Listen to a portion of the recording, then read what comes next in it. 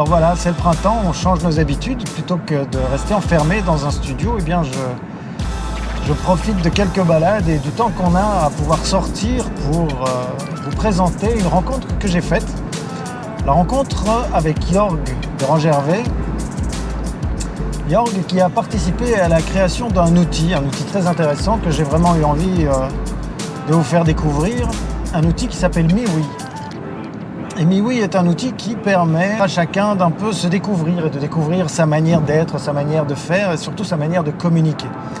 Et Jorg va vous présenter plus en détail toutes les mécaniques et toutes les subtilités de cet outil qui apporte une vraie dynamique et puis surtout qui est très simple à mettre en place au sein de vos équipes et durant vos ateliers.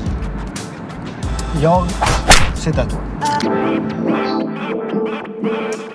C'est très simple. Mon background, c'est un background de chef de projet dans de nombreux cas, en plus d'être coach agile. Et j'ai vu un grand nombre de projets qui avaient des problèmes à cause de la communication. Voilà. Et quand la communication ne va pas, il y a un certain nombre de choses qui ne peuvent pas fonctionner. Des gens qui n'utilisent pas la même façon de communiquer. Une communication plutôt assertive ou une communication plutôt rapide ou une communication plutôt tranquille, plus calme, posée. Et rien que ça, déjà, dans cette différence, on a des heurts qui se mettent en place.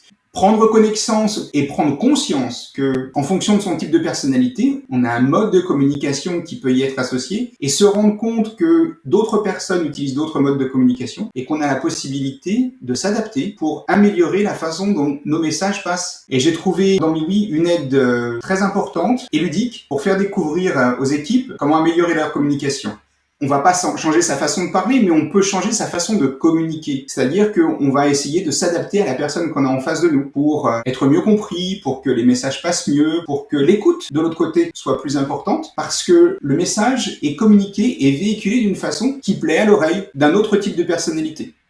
Alors déjà, il faut dire que MeWe propose 4 types de personnalités. C'est assez archétypique, mais ça a l'avantage d'être facile à retenir. Dans le jeu de cartes MeWe, ce qui est important, c'est la façon de faire découvrir ce message, ce modèle, d'une façon ludique avec des cartes. Et puis, on se rend pas compte qu'on est en train de faire un test de personnalité, ni qu'on va parler de communication dans les équipes, parce qu'on parle de soi avec des mots et avec des cartes. La différenciation des cartes MeWe par rapport à beaucoup d'autres tests de personnalité, c'est la prise en main et la rapidité aussi de découverte des résultats. Et puis il y a ce petit effet magique, c'est-à-dire qu'on a l'impression de parler avec des mots de soi, en essayant de se décrire avec quelques mots ou adjectifs, et à la fin on retourne les cartes, et à la fin il y a le résultat. Et ce petit effet de magie, un petit peu comme si on était en train de vous lire le tarot, ça a toujours un effet qui plaît beaucoup aux gens, et quand on fait le test dans une salle en présentiel avec les gens, c'est un moment pour un coach qui est intéressant à observer, de voir le moment de découverte. Chacun a un paquet de cartes. Et ça va être un ensemble de 52 cartes qui représentent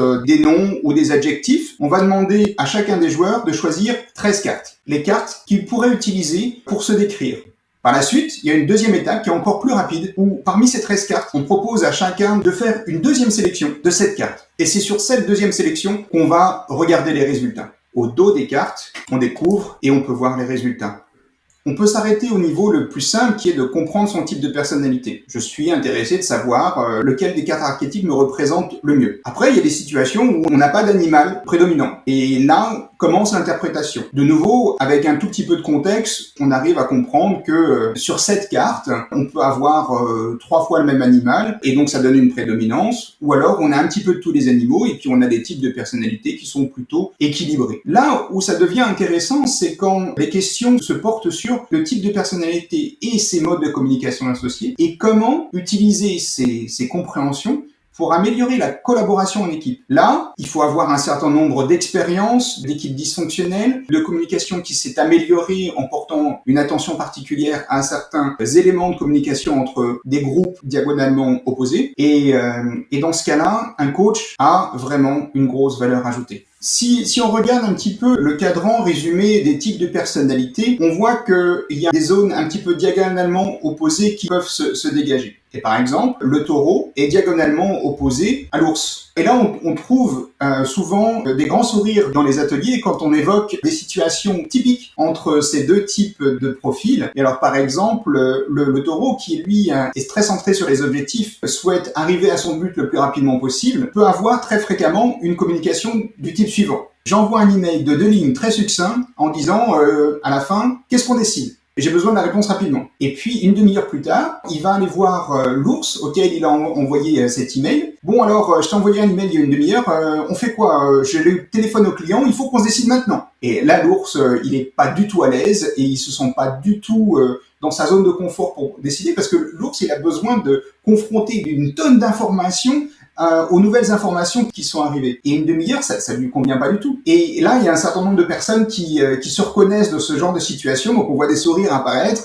On dit oui, effectivement, quand on fait un petit peu un tour de table, on dit oui, effectivement, j'ai déjà trouvé ce genre de situation. Et on leur propose de dire mais qu'est-ce qu'on peut faire pour améliorer la communication entre le taureau et l'ours ? Alors, le manager fait partie de l'équipe. Il fait partie de la communication de l'équipe. Donc, je dirais que dans le meilleur des cas, ça serait bien de pouvoir l'inclure. Maintenant, dans un atelier, il y a parfois des groupes qui vont se sentir moins à l'aise de partager leurs sentiments, leur personnalité, vis-à-vis de quelqu'un qui représente la hiérarchie. Dans ce cadre-là, le facilitateur apporte une valeur ajoutée parce qu'il est capable de vraiment tirer profit du fait que c'est un jeu pour créer une ambiance détendue et insister sur le fait que pendant un quart d'heure, pendant une demi-heure, pendant le temps de l'atelier, il va y avoir des règles différentes qui vont s'appliquer. On est ici pour parler à cœur ouvert, pour parler de soi-même, de ce qu'on aime, pas de son équipe ou de la façon dont on a communiqué la veille par email ou par téléphone avec un tel ou tel autre.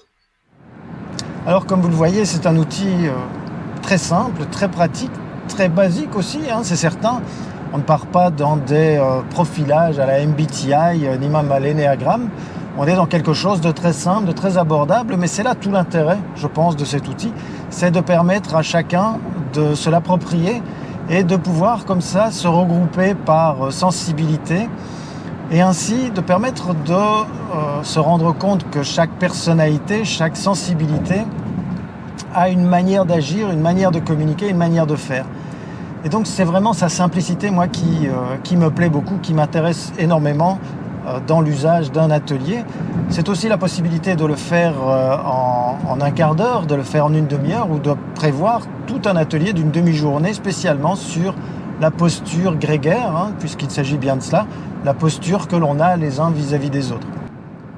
Alors je vous mets dans la description tous les liens et toutes les informations pour pouvoir contacter Jord de Rangervais. Et pour pouvoir aussi acquérir les jeux de cartes si vous voulez en acheter pour l'usage que vous en ferez avec vos équipes. Alors voilà, on se retrouve la semaine prochaine pour la découverte d'un autre outil tout aussi simple à utiliser, tout aussi pratique, qui nous permettra encore d'améliorer la qualité et la dynamique des réunions que nous faisons avec nos collaborateurs. Rendez-vous donc la semaine prochaine et d'ici là, n'oubliez pas, stimulez le système.